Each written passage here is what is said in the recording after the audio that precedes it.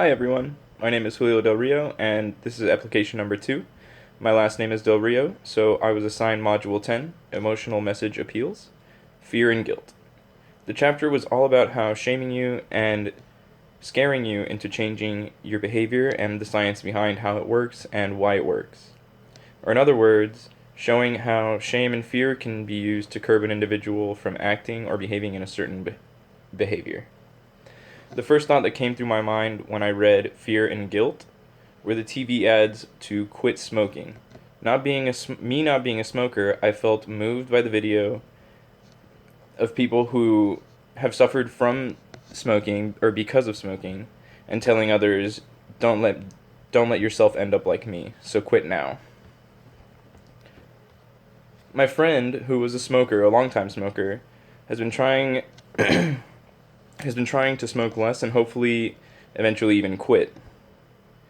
He tells me that he doesn't like how he craves it, and he's aware that it's obviously not good for you, so he wants to stop. And in addition to that, the fact that nicotine is an addictive substance just adds to the problem with smoking that he wants to stop. Smoking isn't for me. I've given it a shot once or twice, but I know that nicotine is addicting, and that makes it even harder to quit and more of a chore to do without the right motivation. And what better motivation than fear? Since my friend was talking about quitting and how it wasn't healthy for him and how it was addicting, I brought up the ads that I was speaking about earlier, that came up on TV with ex-smokers saying how their lives have changed and how they're pretty much having to live using machines to stay alive and do everyday activities such as talk, breathe, and maybe even eat. After he saw one of those videos, it was one of those first moments that he said he was just sitting there and said, maybe I should quit.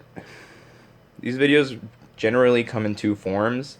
There's the ones where they shame you for doing a certain activity, in this case smoking, where they'll be saying things such as smoking is for losers and people who smoke are lame, such and such. And then in the other case where they try to scare you is the videos like I just described a minute ago, the ones where they are sitting there saying, don't let this be you, as they're using a machine to be able to speak to us, or as they're using a machine to be able to breathe.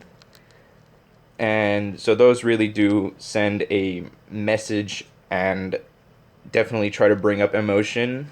In this case, it would be fear. But that being said, it's been a few months since I last spoke with my friend, and the last time I saw him, he was actually smoking less.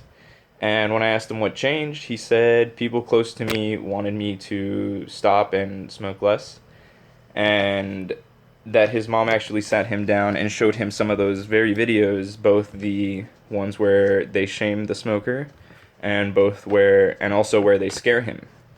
And he was saying that she showed him the videos on to quit, and that he had never felt so disappointed that he had made his mother, of all people, have to bring such a video and such content out to make him, I guess, realize that what he was doing wasn't just hurting him, but also the people around him.